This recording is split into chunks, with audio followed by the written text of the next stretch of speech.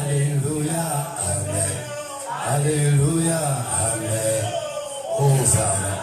Oh, hallelujah. Hallelujah, amen. Hallelujah, amen. Hosanna. Oh, hallelujah. Hallelujah. Oh, what about Hosanna.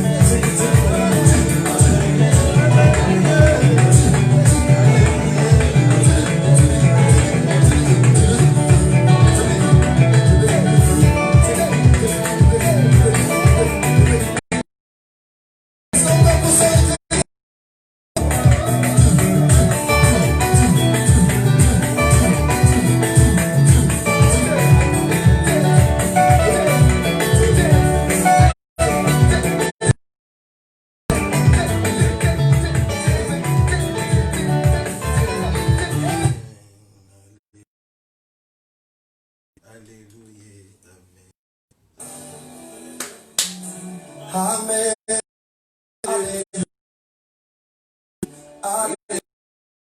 Amen. Hosanna. Amen. Hallelujah. Amen. Hallelujah. Amen. Hallelujah. Amen. Hosanna. Oh, hallelujah. Hallelujah. Amen. Hallelujah. Amen. Hosanna. Oh, hallelujah. Hallelujah. Oh, what about Hosanna.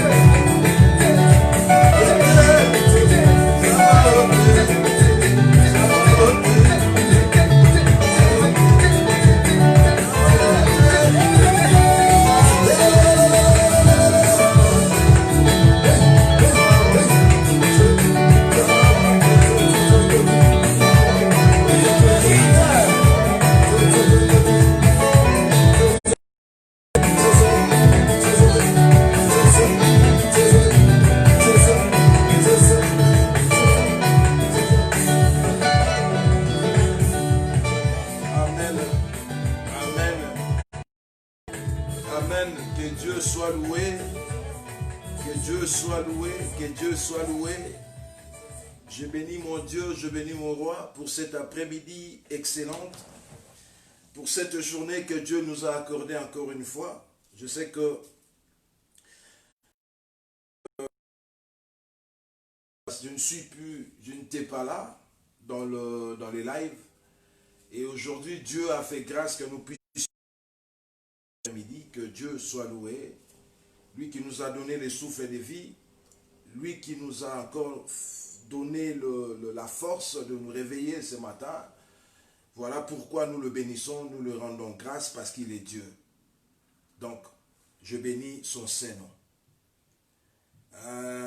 Aujourd'hui, par la grâce de Dieu, Dieu m'a mis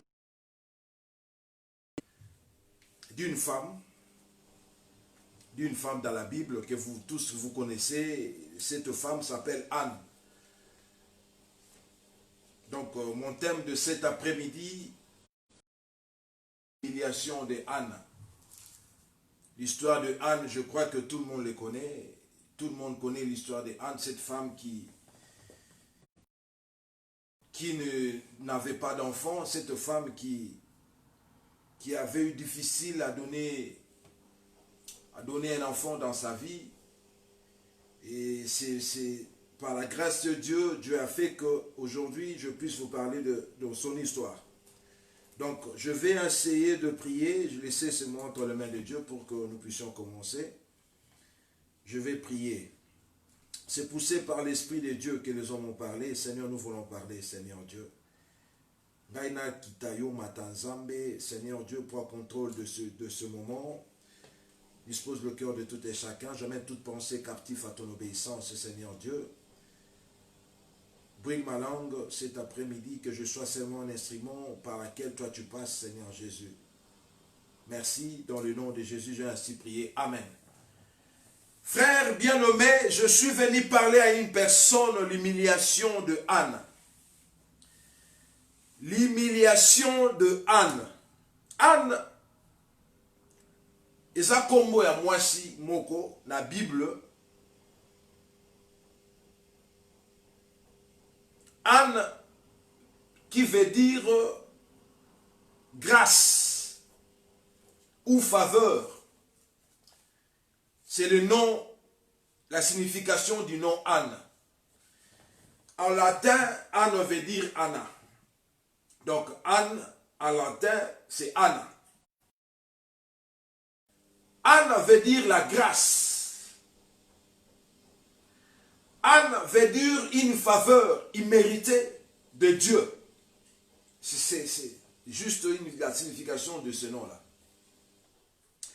Nous allons lire dans 1 Samuel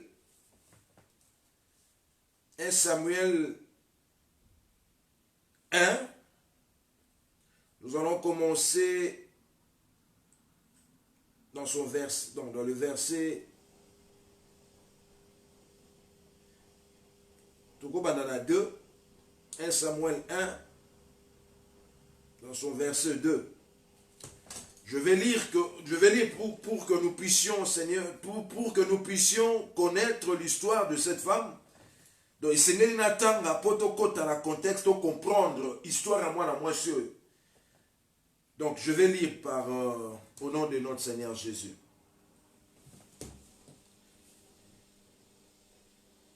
Il y avait 2 femmes, dont l'une s'appelait Anne et l'autre Pénina. Pénina avait 2 enfants, mais Anne n'en avait pas.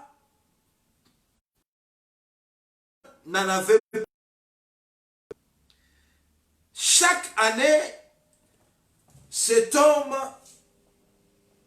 montait de sa ville à Silo pour se prosterner devant l'Éternel des armées et pour lui offrir des sacrifices. Là se trouvaient les 2 fils d'Élie, Ophni et Phinehas, sacrificateurs de l'Éternel. Le jour où Elkana offrait son sacrifice, il donnait de portions à Pénina, sa femme, et à tous les fils et à toutes les filles qu'il avait avec d'elle. Mais il donnait à Anne une portion double, car il aimait Anne, que l'Éternel avait rendue stérile. Donc nous comprenons que l'Éternel avait rendu stérile à Anne. Donc Anne a été combat. Sa rivale lui prodiguait le mortification pour la porter à s'irriter de ce que l'Éternel l'avait rendu stérile. Et toutes les années,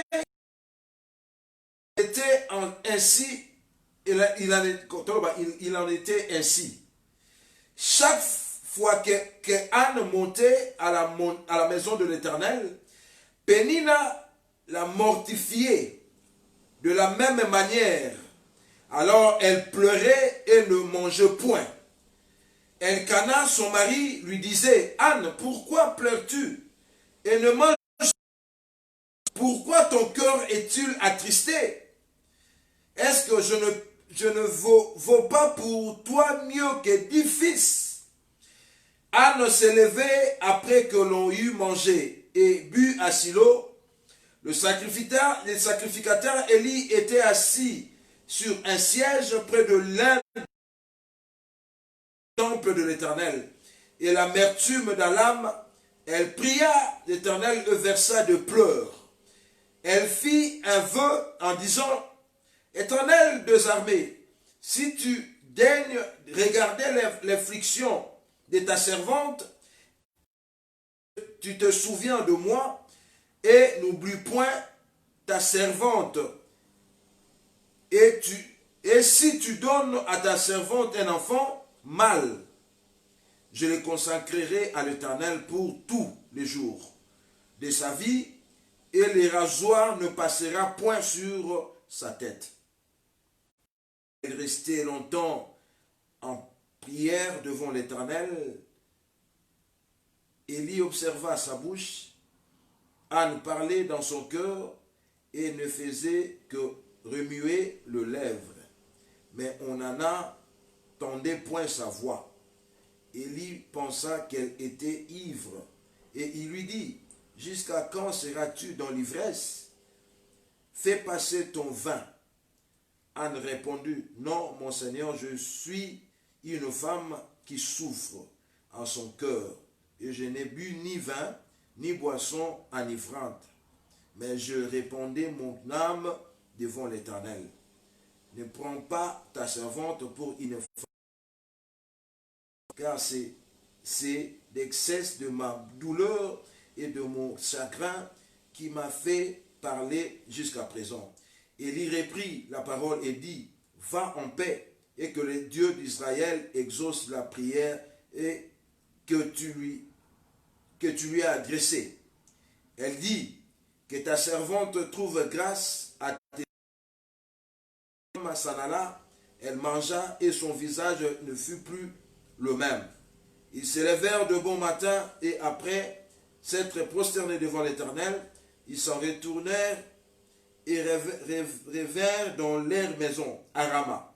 Elkana connut Anne, sa femme, et l'Éternel se souvient d'elle. Dans le cours de l'année, Anne devint enceinte et elle enfanta un fils qu'elle nomma Samuel. Car, dit-elle, je l'ai demandé à l'Éternel. Mais je crois qu'on a suivi la lecture. Ici, on nous parle d'une femme. L'histoire, tout le monde connaît, l'histoire d'une femme qui s'appelle Anne. Donc, c'est-à-dire que dans cette histoire ici, nous voyons un homme qui s'appelait Elkana. Donc, Elkana était un homme qui avait épousé deux femmes. Sa première femme s'appelait Pénina. Et sa deuxième femme s'appelait Anne. Donc, Anne. Donc, les deux femmes étaient les femmes de cet homme-là qui s'appelait Elkana. L'autre femme qui s'appelait Pénina avait déjà eu des enfants avec cet homme. Mais Anne n'avait pas eu des enfants. Anne était stérile. Donc depuis sa naissance, Anne n'a jamais eu d'enfant. Anne était stérile. Dieu l'avait rendue stérile. Le problème dans cette histoire, nous voyons que sa rivale, qui s'appelait Pénina, la Bible déclare que Pénina c'est Anne. Mon problème cet après-midi, je viens parler à une personne oyo longtemps avant ni na kati ya problème moko azozwa solution te. Cet après-midi, je viens parler à une personne oyo avant ni tango mulai azozwa solution na likambo na ye te. Likambo na ngai lelo na ye koyebisa yo ke Penina ya vi na yo esengeli akweya. Penina ya vi na yo esengeli atika na soni. C'est-à-dire que Bible ezoloba na nga que na histoire oyo nous voyons que Penina qui était sa rivale oyo azalaki manda Anne a comment il kocholaye, a comment il kosekaye. Pourquoi? Parce que Anne était stérile, Anne était incapable à Elkana, qui était son mari. L'humiliation de Anne. L'humiliation de Anne. Nous voyons comment Anne était humiliée devant cette femme. Nous avons vu comment la femme, Pénina, comment on a critiqué Anne. Comment on a tonga Anne. Comment on a tuka Anne. Parce que Anne azaki est combat, azaki est incapable. Ya kobota mwana. Pénina kanisaki que ya Anne. Pénina kanisaki que Anne nde mutasala kabana. Pénina kanisaki que Anne nde mutoka koloba lelo na zwa mwana pe mwana ye. Mais à bon sana ki que moto apesaka bana eza ye moko kolonza. Mais akotaki na kati ya kofinga mwasi oyo. Akotaki na kati ya kotonga kochola mwasi oyo. Bible ezoloba na nga ke ba injure wana ekotaki na motema Anne, evandaki na motema Anne. Anne azalaki sous kimia te, Anne azalaki na motema passe. Parce que azalaki objet à critique, il y a humiliation, liboso a Pénina. Ya wana oyebisa moto moko na dia lelo, Pénina vina yo, et sengela tika na soni. Pénina vina yo, et sengela tika na passe. Pénina, ça signifie plusieurs choses dans ta vie. Pénina ezolo belanga makambo ebele ya vina yo. Pénina ezolo belanga ibatu oyoyo basekaka bafingaka bacholaka yo. nde bapeni na vie na yo bango wana. Bato bakanisi ke lokola okomi na suka, lokola nzamba kosa esute. Nde bapeni na vie na yo lelo esengeli bakwe. Peni na baza batu oyo batalaka ona musika bazochola yo. To na sima mokongo na yo bafingaka bacholaka yo. Peni na okozala pe amina yo botambolaka pe na ye. Peni na okozala camarade o boliaka na esali moko. Peni na okozala moto bopartajaka na masolo pe. Nzoka moto wana ke na akotuka yo na sima. Wana ke na akofinga yo na sima. Nzoka moto wana ke na akochola yo na sima. Nde bapeni no nga na yo kolobera après-midi ya lelo. Ne ba peni na onga na ekolobela lelo na après-midi ya lelo. Peni na kanisa ki lokola ane nde mutaza auteur yenda za fabrika. Peni na kanisa ki ke ana nde mutapesa kabana soka lobi lelo asala mwana ye no. Zoka bana ba uta pa ya zam. Ba insulte wane kota ki ana to. Kochola ma wane kota ki ana mingi.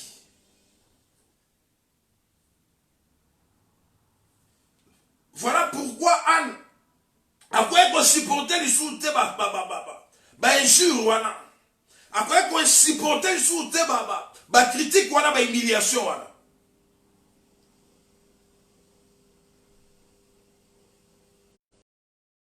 Et la Bible me dit ceci, que Anne, tellement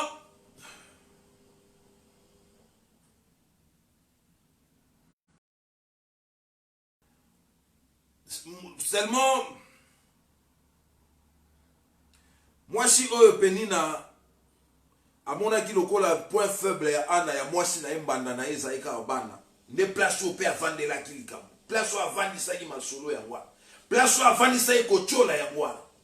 Loko la comprenait que Anne azaki incapable à repesa. Anne azaki incapable ya robota mwana. Ne place où avant ça qui va insulte na ye.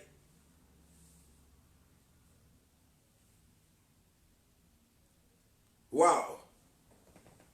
Wow. Vous savez que en Israël, lorsqu'une femme est dans cette situation, elle était considérée comme une malédiction. Donc, dans Israël, tant que moi je suis dans ma situation, dans Israël, pendant que moi je suis dans la malédiction, la vie.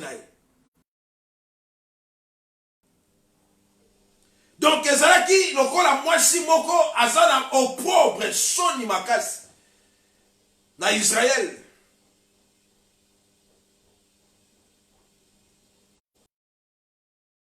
La souffrance de Anne, Bible ezolo baboye. La souffrance de Anne est encore augmentée par l'attitude de Pénina à son égard. Cette dernière n'a qu'un but: pousser Anne à se révolter contre Dieu. Sa douleur est grande, mais parce qu'elle avait foi en Dieu. Donc, Pénina, baza batu moko oyo, bazo pousser yo se révolter contre ça. Bazo pousser yo na kochola na kofinga wana poete yo kompolo bagenzambe asalakate asalakate. Pénina a poussé Anne pour se révolter contre ça. Mais la Bible dit que Anne, elle avait foi en Dieu. Anne a dit na foi et pas ensemble. Ayama ki ka ko moi na pas ensemble. Yango tika ba Pénina vi na yo ba kufa na onte. Tika ba na lobibo tika ba Pénina ya vi na yo ba kufa na nute. Tika bango bazala nanu bazala wana bazela ndenge nzamba okene na yo. Tika ba Pénina o batungisaka vi na yo lelo. Ba Pénina o ba mona ke yo vi na yo suki. Ba Pénina o ba mona ke vi na yo ko avancer te. Ba Pénina o ba kata mondelu bango basala wana bakufa na te. Bakufa na te. Yebisa penina te kokufa na te. Yango parti ya lelo bato nyoso omoni batungisaka vino wa mike benga bango ba penina. Yebisa bango basala wana. Penina zala wana. Zela makambu yoko mona nzamba osala. O changer langage ya fina yo. Yebisa ba penina na bakufa na te.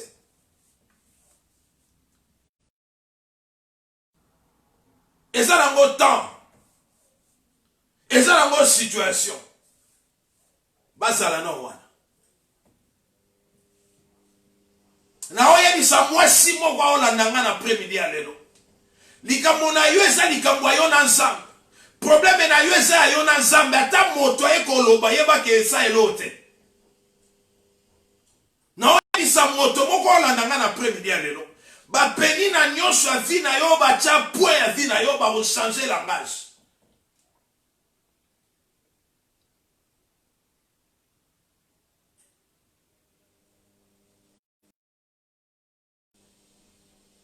Peni na kanisa ki mwana iko yo utapa ana mtango sala mwana. Ya mo nzambe na sembela na nzambe po ete asale loko moko ya bien. Na vie ya mutu. Mutu akomona lobi ya mutu ezaka nzambe. Soki nzambe apesaki mutu kapasite ya komona vie ya mutu lobi. Ah frère. Soki nzambe asala kopesa kapasite na moto na peni mona lobi na yo. Nada sur lelo yo abanobwa kelo de aba frère. Écoutez, yozo seka moto abota kate parce que aboti na onte. Yozo seka moto nano aboti te. Yo boti lelo. Na moto akobota lobi, ano akobota lobi. Yo boti lelo babengi yo mama, na ano akobota nyoso babenga bino ba mama. Ikamwa presse za te za compétition te. Tangu yo su eza panier zo circuler. Panier le kaki pana yo keba ekoma pe pana ngai. Ah, nazoka moto mo na éviter so to comprendre ngai. Panier we le kaki pana ye eroleka pe pana yo. Le panier circule encore. Yango moto alelisa yo te, moto abangisa yo te. Penina lelisa yo te. Penina bangisa yo te. Parce que le panier circule encore. Tika penina seka yo, tika penina afinga yo parce que eza makambo ezomona na misu. Siko makambo ebomba misiko. Est-ce que aza na capacité omona? Est-ce que aza ebomba? Azoloba makambo ezomona, ebomba makambo akobomba, oyo esimama panza. Yango tika bato baloba, tika bango baloba. Yango na lingaka bato pena baloba bien. Ndako makambo akoloba, soko lobi, bakisa mususu loba lisusu. Loba bien penza. Loba penza bien. Parce que tant que yo solo bozomona makambo ezomona dans le présent. Tant que yo solo bozomona makambo ezomona na sikoyo, bongo makambo lobi frère. Yango nzambe. Soka zanga mutu. Nde ba penina ba bomba de sa ba te belé na vie. Ba penina. Il reste penina sa mutu. Ce qui s'embarque mutu wa penina. Nde ba si ba bo. Tala frère. Moto ako tonga ako critiquer ako finga za moto za pembeni kaka. Penina zala ki pembeni bien que za rival. Asa ki pembeni ya ana. Azomona ba attitude azomona ana. Et combat. Apota kate mela milani. Afinga ye na ndenge sakanate. Nyama zoba. Yo suki te okende wapi.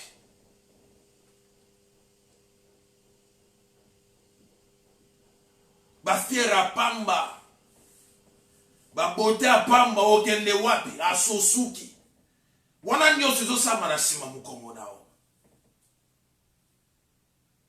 munoko apamba wana zoloba aokende wapi asi asila ana tula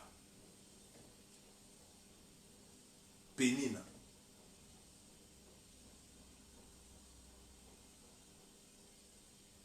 asila na ye botika ye ya tula ana esika okende te Penina bona Penina aza wana betela na ye nana obala ye tika ye ndenge wana position na ye nana obala ye moto akobali aza te abotaka te ekomba nana obala ye nani bapenina wana eza bapenina penina zoloba me abosani ke moto asimba via ane eza zambe penina aza moto oyo lelo oyo bato nyonso bacholaka batukaka yo wana nde bapenina oyo toye kolobela na après-midi ya lelo penina baza bato oyo azosala semblant soki amoni yo azosala semblant osekiso na suka nzoka na kati ya motema aza moto te penina baza bato oyo bazoloba makambo na munoko wa pembeni yao me na kati ya motema te. Est-ce que vous comprenez na olobela moto moko na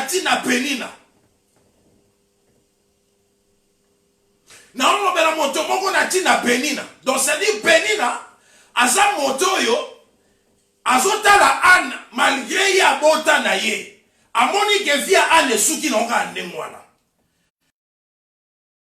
osana ke Anna yete mutu apesaka bana azobosana ke Anna yete mutu asalaka bana azobosana ke Anna yete mutu akoyi kokotisa mwana.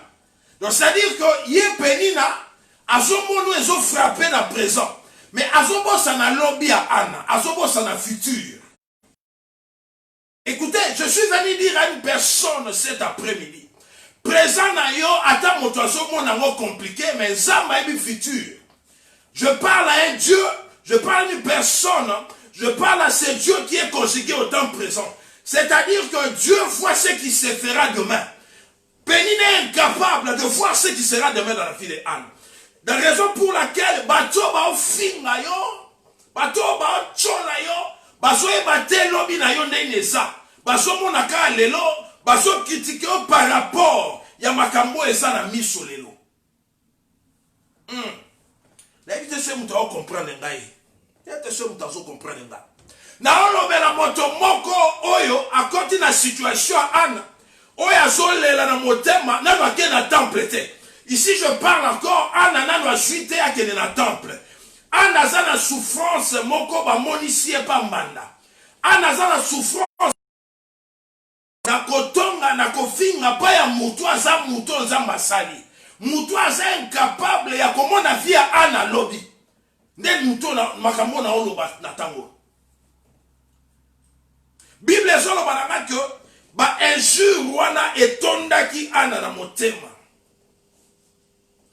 Ba pasi wana etondaki Anna na motema. Écoutez, tu peux avoir un défaut. Chose à défaut moko. Et que mon oiseau azo beta ka sete na défaut. Oui, mais pas sûr que ça. Au cause par exemple, dit ce soir au Toboka. Mon oiseau a peine à finir au dit ce Toboka. Tu vois le mal là et ça dans mon thème. Parce que ça défaut na yo et ça lo comme boye, ba encore rappeler en côté. Et ça défaut moko que muto oko ya kotuka ngote. Ça dit que ce muto lo bango et ça le passe. Na via Anna zaki stérile. Bible lobi que penina yeba ki que Anna za stérile. A comment ko finga ye bongo poete Anna a se révolter.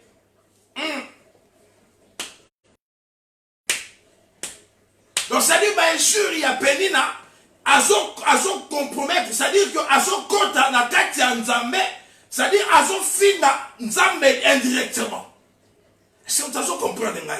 Azolobela Anna, mais Azolobango indirectement. Parce que elle savait que ce qui a tout qui Anna encore un problème in ça. C'est-à-dire, si on continue un problème,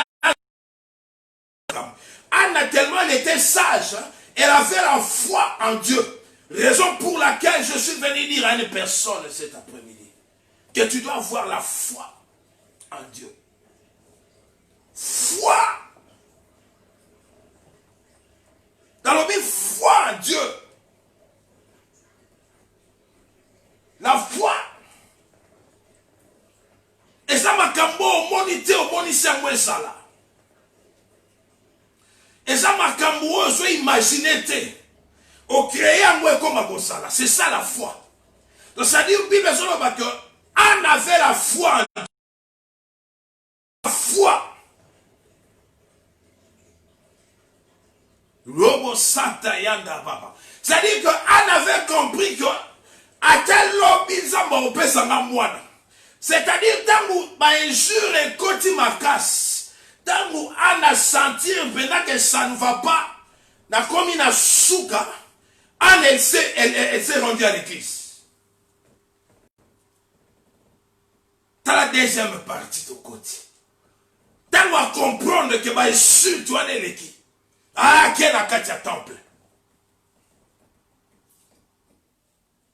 Tellement à qui n'a douleur na kati na ye. An abandé au bon de l'ensemble.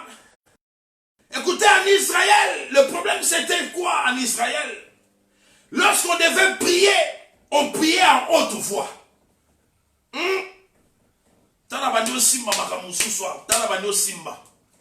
C'est-à-dire, lorsqu'on était en train de prier, on devait prier en haute voix. C'est-à-dire, prier au yozo sale, Seigneur Batuba Yoka.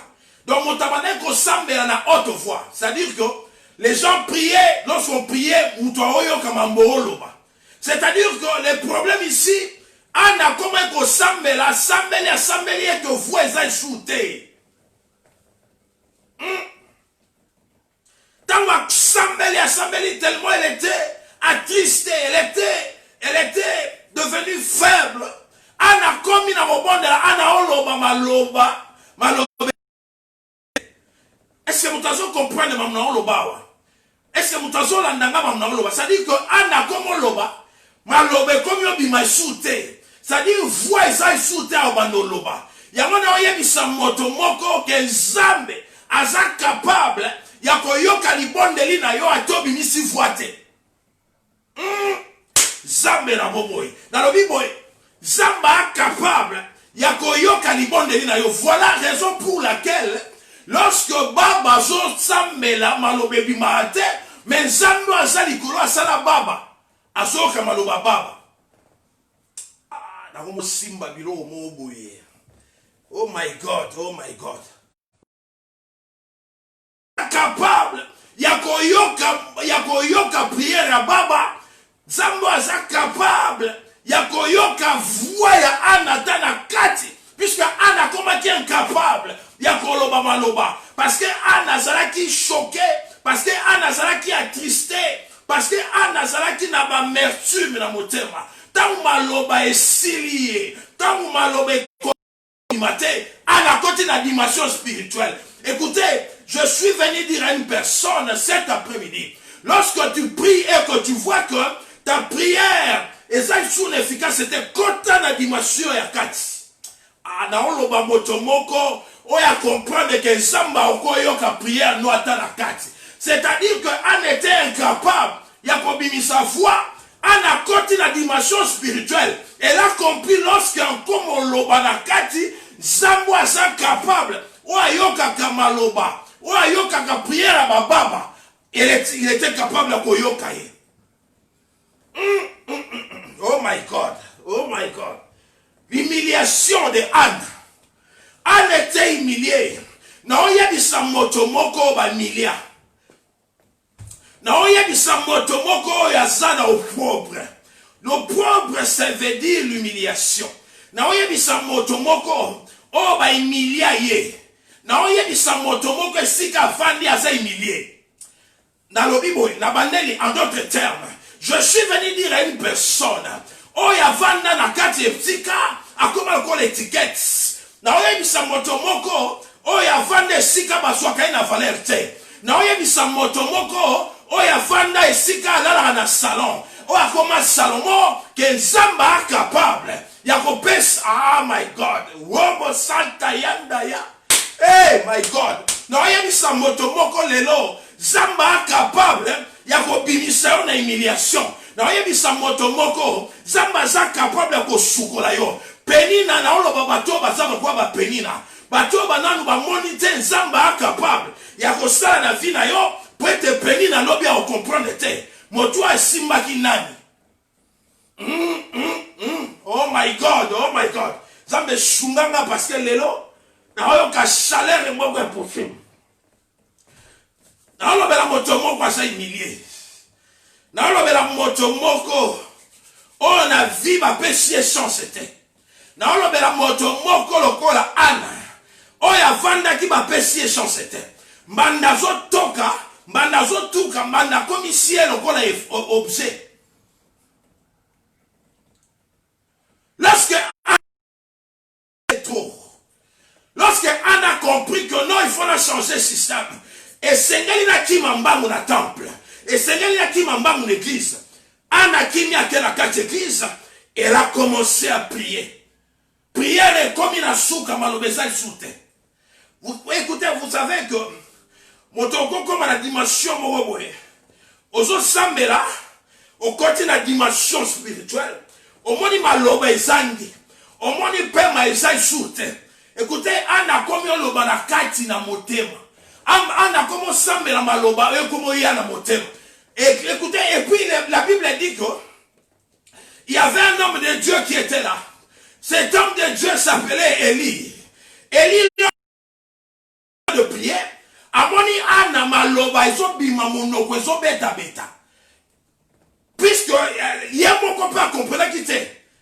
J'ai dit tout à l'heure en Israël, lorsqu'on priait, on devait parler à haute. Donc, ce n'est que ça, mais dans la voix mounene.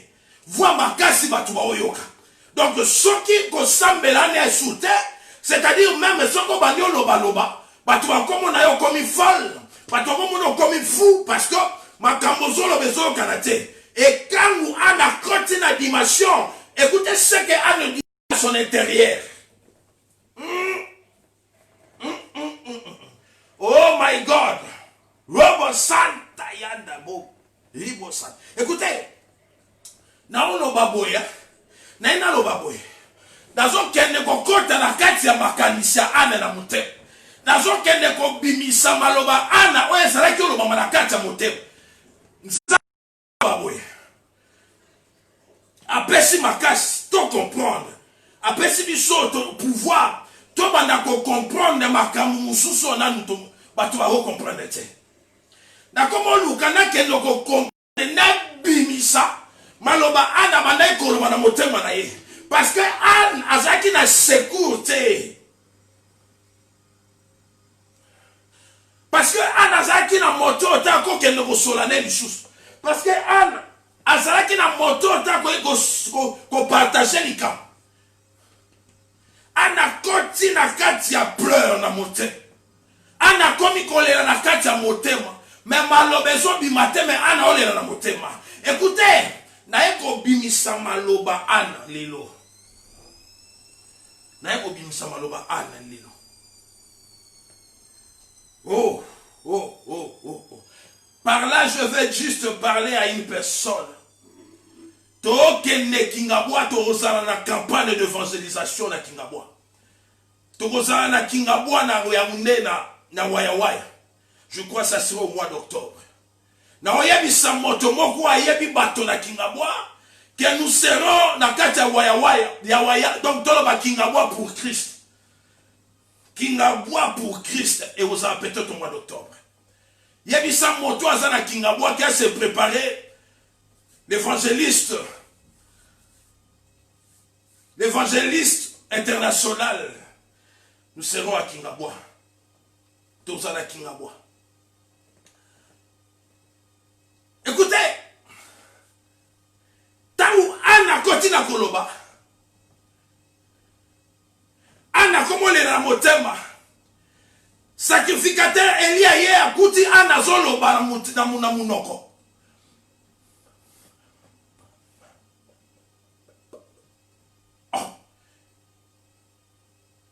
Elia ye comprendre abi mais moi si problème nini yo ye olangwa na église c'est-à-dire amoni le roi mutu liboma amoni ane lokola langwe parce que ana zoloba makambo ezobima te ose le Dieu de gloire nzambe na bomoye zambo ayoka kolela ba na koti na ko comprendre comment baba se communique na nzambe zambo ayoka kolela baba ana koyebisa moto moko zamba capable ya koyoka yo atana atofungoli monoko te aza capable koyoka yo atozoloba malobe ya na kati nzambe wana aya yebisi ana me olangu ekende na ndaku zonga komo kwe kolangwa na église eso ko zonga te zonga oza kolangwa ke no silisa kolangwa na ona ndaku. Waouh, gloire soit rendue à Dieu, parce que la réponse de Anne, après avoir demandé ce qu'il voulait à Dieu, après avoir parlé à Dieu à son intérieur, Anne a été en train de dire à Dieu ceci: Père, le Dieu d'Israël, Zambé,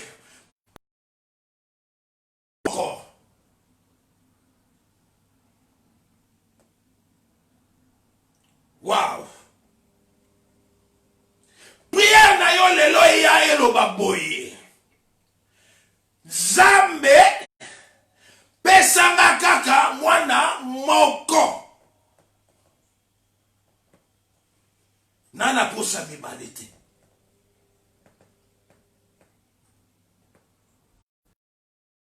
Ngeli ba penina. Bato ya mutema mabe. Bacho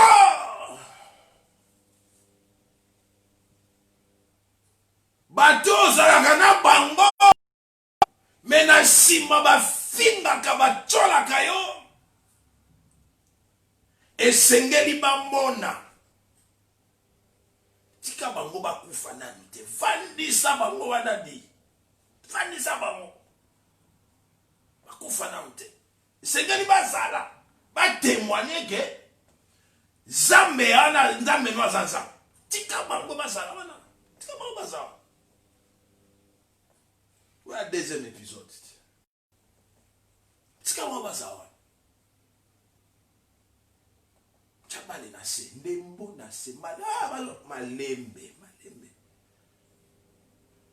ndena ndingaka mwana mwasi mo ndenga lobaka malembe atayo mati ozoganga ye aza na se aloba malembe zadi ntango yo komi na okoganga ye aza noka na se yo moko mikiti atika nzambe apambola oyo ozolandanga aloba malembe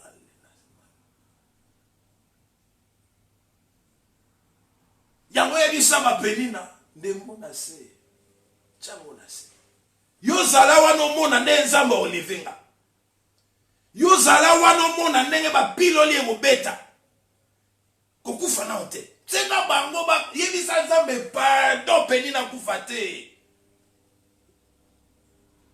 tsenga nzambe pena pardon peni na zala wana akende te akufa te yo bamona yo pena ke mutu moko boyeko inutile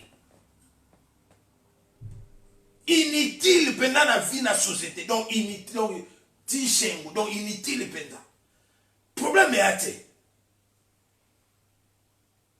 problème ezate nazala nga ini donc zoba pena ya mibali pena ngai problème ite donc zoba pena ya mibali ngai na nini problème ite donc inutile pena biso pena ba inutile pena Biso pena ba inutile. Donc inutile fois soki fois kibi soki comme. Ne biso. Yebisa nde penina. Wazo bengo inutile wana kufa te. Afana nanu wana. Penina wana akufa na te. Ba penino ngana olobela lelo. Asala wana. Parce que si quand samba okene no, penina oza incapable okoma kuna.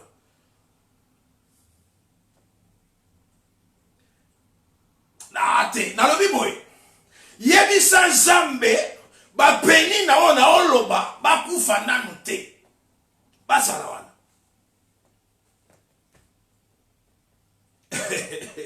Zambe na bomoy. Penina, kokufa nanu te penina. Yango batu tuo moni ba o wano yebi bango na banda obenga ba penina. Yebi sa ba ba kufa nanu te. Ba omona na misu makamuzamba osala.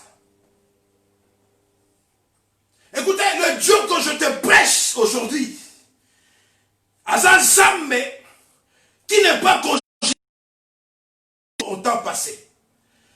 Azan Zambe a conjugué au temps futur. Azan Zambe conjugué au temps présent. Zamba lelo lelo. Le Dieu d'Israël.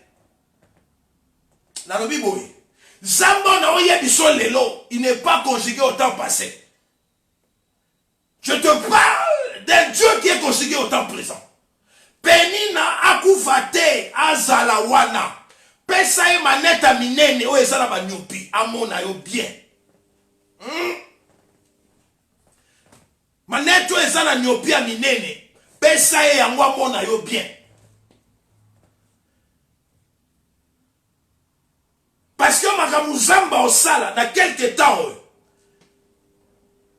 Penina akosa. Donc ceux qui penina zo na nzela bo okima nzela.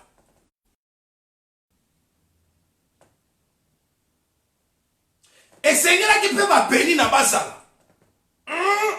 Tala likamusu na kosimba. Ba penina et Seigneur li basala. Parce que penina ndako pousser yo okende ko zwelo ko zamba bomela yo. Soki penina zate boye makamone comme ça. Taba kamna ke simba li sous la tango. Et Seigneur li ba penina basala. Pousser yo ako push. Ako push yo okende ko simba makamo zamba bomisa. Oh my God. Oh my God. Soki penina zalate ngati na ana na temple te. Na temple places ana kene ko so mwana. Tangu ana moni pression eleki injure. Akinya ke na temple. Eli amoni ana. Mwasi zonga ko zonga na ndaku malobeza yo tozoloba nini? Tuzomona ka munoko ezosala sala. Olangwe, ozaya kolangwa. Zonga ke no sisa kwiti na ndaku.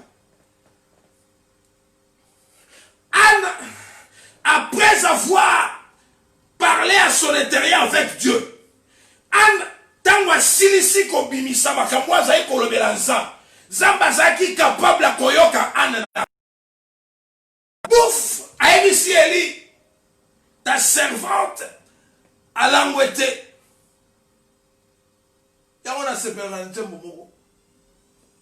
na langouete, Jova, na langouete, alléluia papa. Na ye kosopa motema na ngai, na ye oshwa mashi. Na langwete Jova, na langwete, alléluia pape. Na yeko sopa motema na ngai, na oya. Lolenge nini analela kie. Oh, écoutez, ana kota ki na dimension kolela panza. Ana kota ki na dimension abimisa makambo ezaki na motema na ya sopa liboso anza.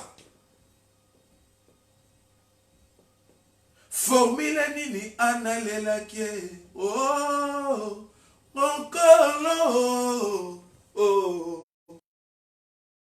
Nalangwete Jovae Nalangwete Alléluia pape Naye kosopa motema na ngai Naye oshwa maje Formule nini anasalaki oh okolo ah Nzambe na ana formule nini tozomi tu na ana salaki po ete Nzamba ya no la pesa e Samuel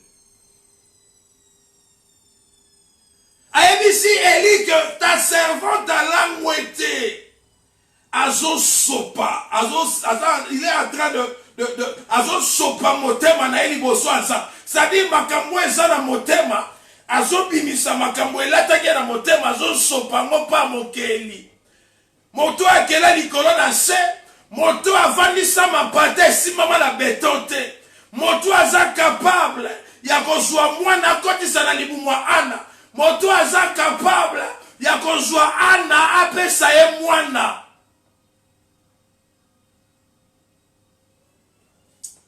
oh my God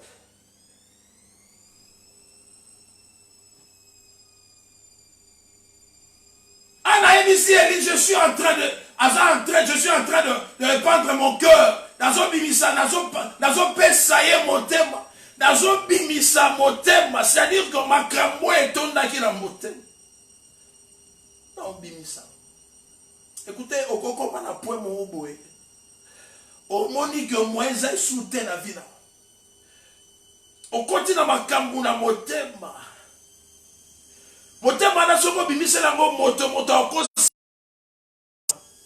motema na soki opesi otalisa moto azaka moto akozwa makambo na akebetela lisolo pa mutu mosusu motema oyo etondi na bamertume na kati okobimisolaaki esi mobali akobeta lisolo motema oyo etondi na baproblème okokende okonfie pa ami moko ozokanisa ami na yo ntango balusi mokongo telefone azalaki awa tala kutu boye ana ebisi Eli nazosopa ngo pa ya Nzambe na oyebisa moto moko na après-midi motema na yo esengeli osopa ngo liboso ya Nzambe kaka sopa ngo liboso ya Nzambe frère na oyebisa moto moko en était en train de azozwa motema na yo azosopa pa ya Nzambe ayebisi Eli na langwete eza baproblème oyo etona inga na motema nakoyesu koloba te nakomi incapable ya koloba nakomi incapable ya koloba nakoloba esu ndenge nini voix eza esu te tellement naleli trop wabo santa yanda yabo wibo santa yanda baba naleli trop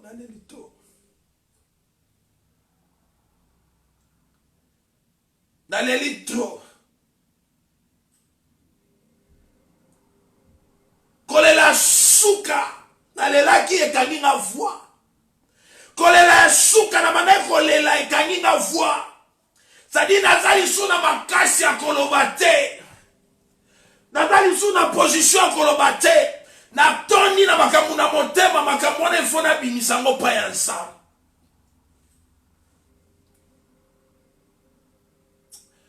na oyebisa moto moko na après-midi ya lelo sopa motema pa ya Nzambe c'est lui l'ami fidèle oyo atikaka te abwakaka te nde Nzambe toi te réponds mon cœur zopesa motema pa ya Nzambe pesa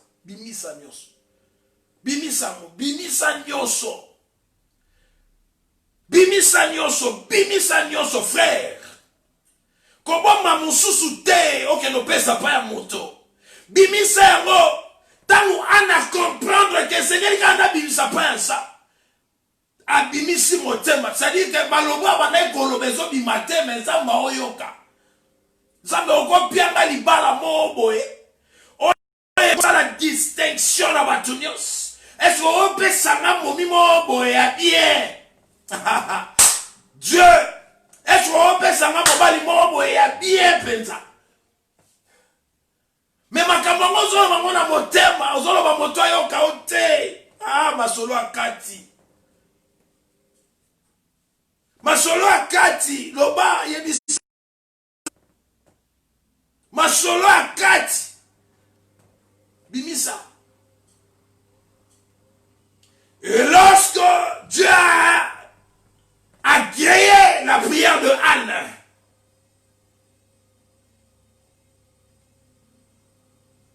a touché mon salinaï, serviteur, Eli. Abikene na kinya, Nzambe. Ako accordé yo, ako pesa yo logo sosengai. Écoutez, on a comprendre que prière est exaucée.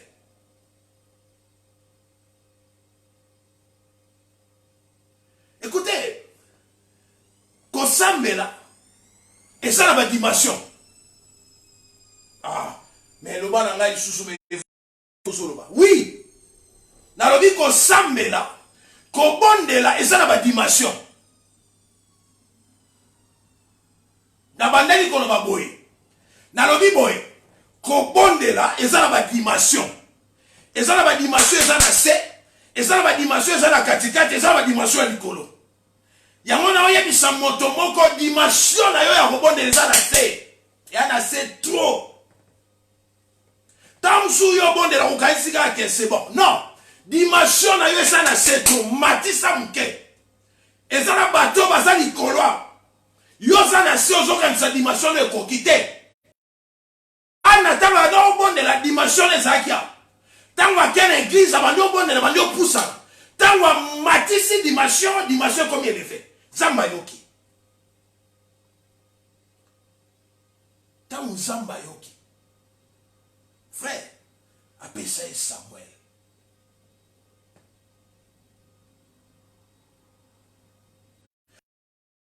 Ya olinga te penina. Samuel akoya. Penina yo simbi kobota na ngata. Penina yo simbi libala na ngata. Penina problème na yo ezaka omona ngana eshuaka. Problème na yo ezaka omona ngana bala te. Problème na yo ezaka ke ngana bota te. Penina okosi. Okosi. Oza penina kotika na penina na kobala na kobota. Alors, atana bali lelo te na bala lobi. Yo peni no bali lelo ngata no bala lobi biso to babenga biso mane. Peni na yo muto boti lelo na ngana mobota lobi. Biso nyoso ba mama, frère, biso nyoso ba papa. Problème nini kaka penina. Yango ba penina ko ba abatu moko et Seigneur le battre la bango bien. Quand ça n'a bango rankinité. Battre la bango bien. Basa. Peni na problème ni ka ko nanga. Problème ni. Nandimi na ngala e komba, nandimi yango. Na bota kate nandimi. Na bala kate nandimi. Na lala na salon Salomon nandimi. Salomon oui. Et combat oui. C'est quoi? Nandimi yango nyonso nandimi. Mais je connais un Dieu. Eh, my God, je connais un Dieu. Le Dieu qui m'a appelé pendant que j'étais dans des... Je connais ce Dieu. On a présenté en après-midi à l'élo. Zambe oyo akoiko benda yo. Oh my God, Zambe moko akoiko façonner yo, akoiko sala yo, akoiko komiso kitoko, akoiko komisa yo elengi, akoiko komisa yo bien.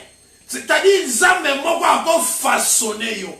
Zambe moko akozwa yo na brute abandi ko lamba yo très bien.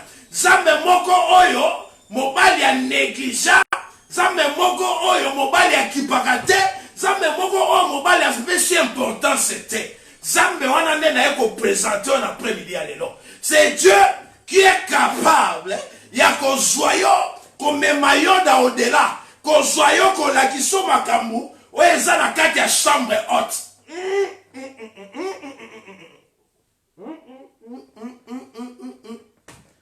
Oh my God!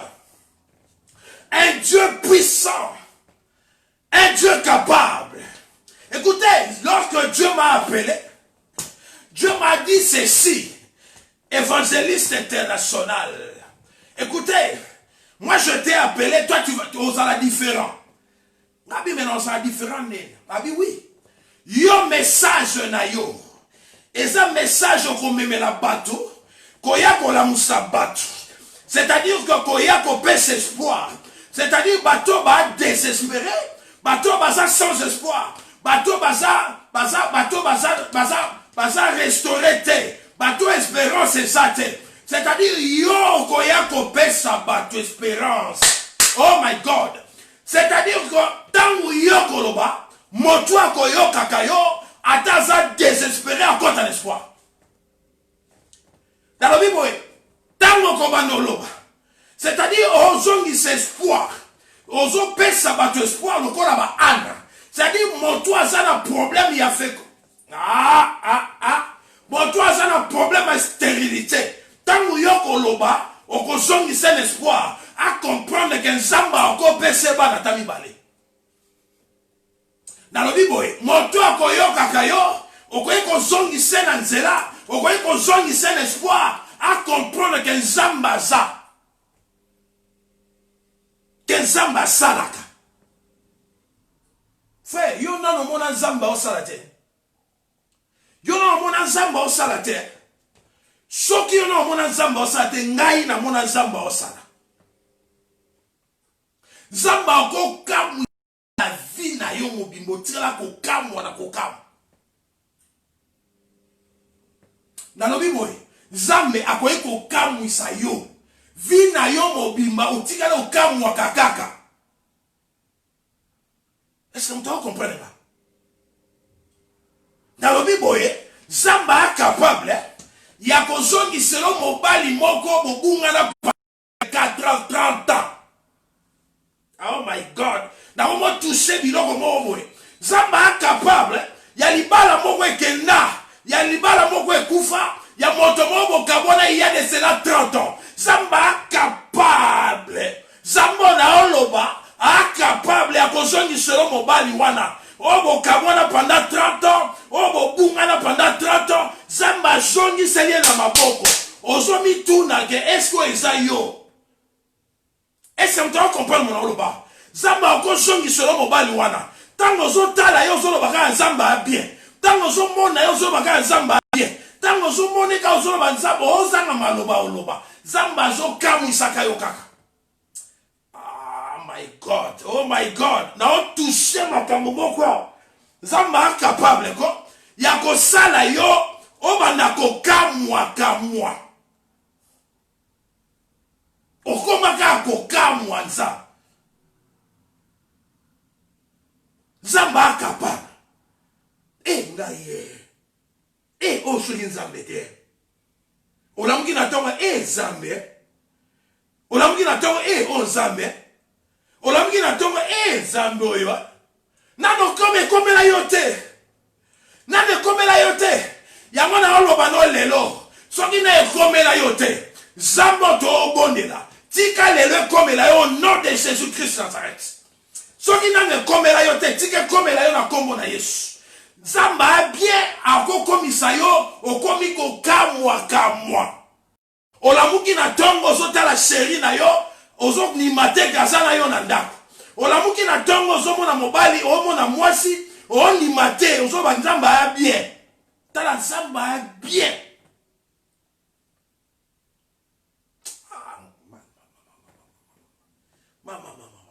Oh my God. Écoutez, nazo sili ça. Zamba biso lelo. Asa bien, abiki sanga na kufa. Webi na nga okufa wapi?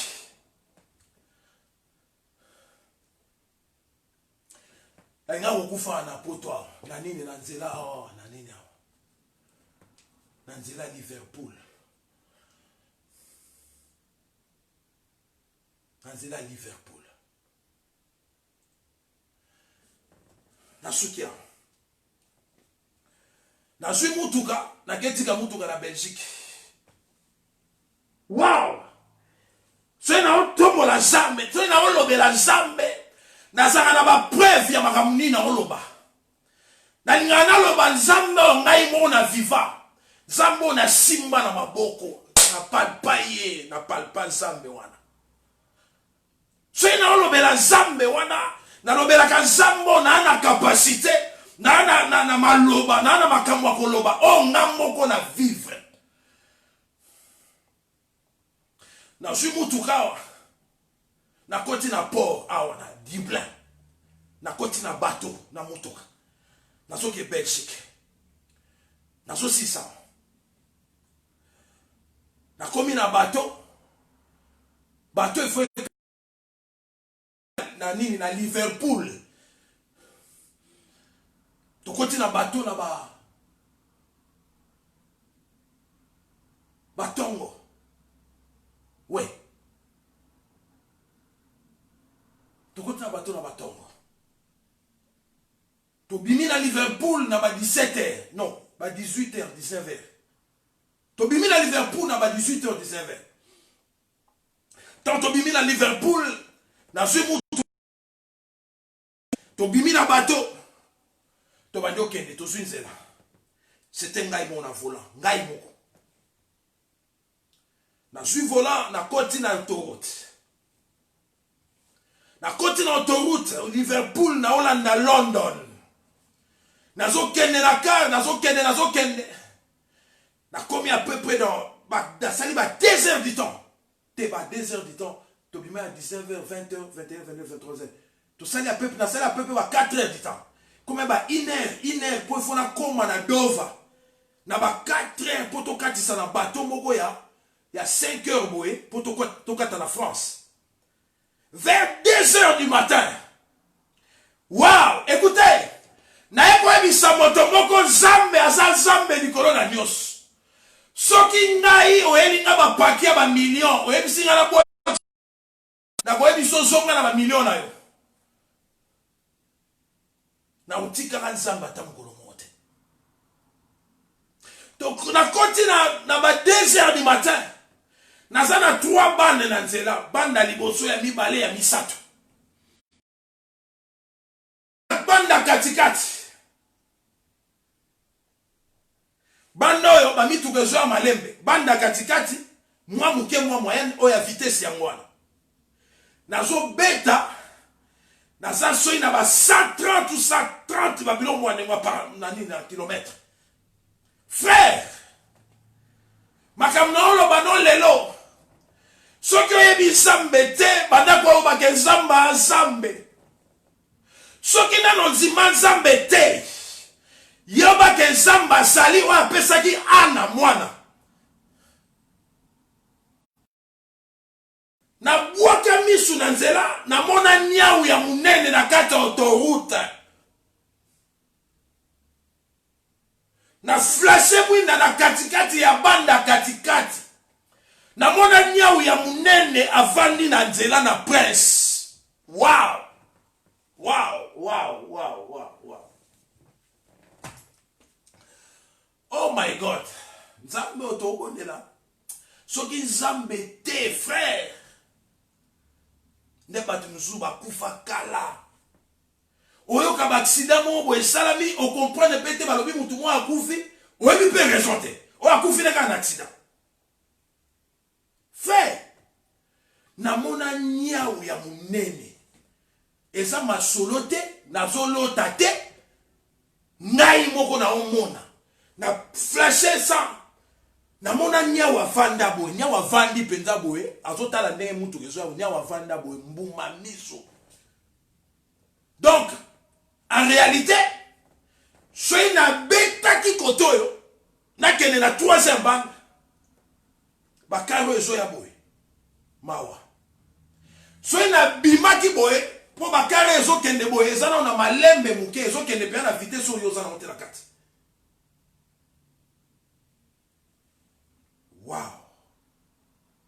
Frère, na ya na beta niaou, na ebisio da beta niaou, hein?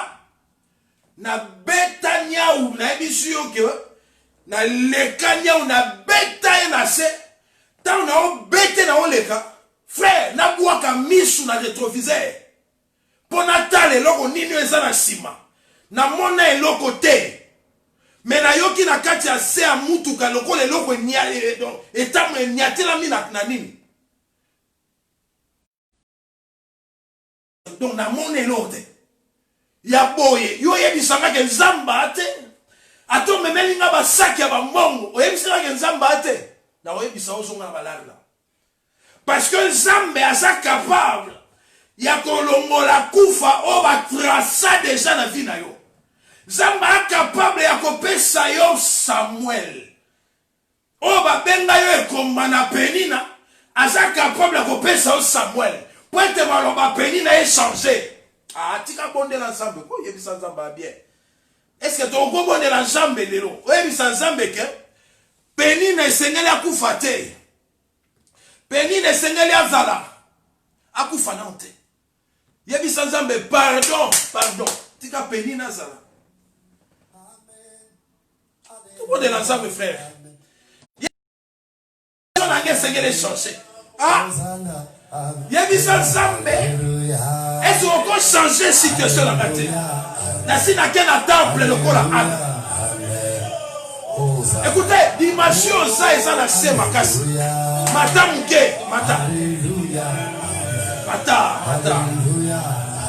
mata. Comment t'attends? Un Dieu puissant, que nous prêchons, que nous prions. Il y a des gens qui veulent changer l'histoire. Ça a quelque chose. Oh my God. Est-ce qu'on peut voir de l'ensemble, frère? Est-ce qu'on peut voir de l'ensemble de tes frères? Parce que ça passe bien, frère. Est-ce qu'on peut voir de l'ensemble de tes frères? Oh my God.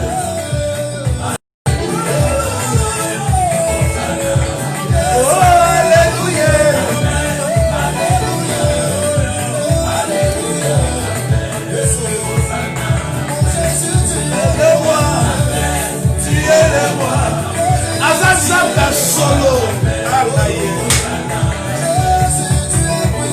Amen. Tu es puissant. Ma vie est puissant. Alléluia. Tu es mon roi. Tu es mon roi. Tu es mon roi. Hosanna. Sabaote. Sabaote.